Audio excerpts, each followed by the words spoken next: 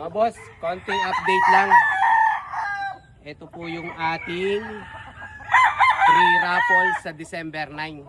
Ito po yung ating yellow-legged hats. Mga boss, ayan po. Ito po yung ating yellow-legged hats na isa sa free raffle po sa December 9.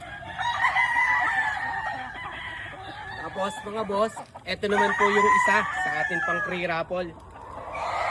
White gold po. Ito po yung ating white gold. Kasama po sa ating free raffle sa December 9. Yan po.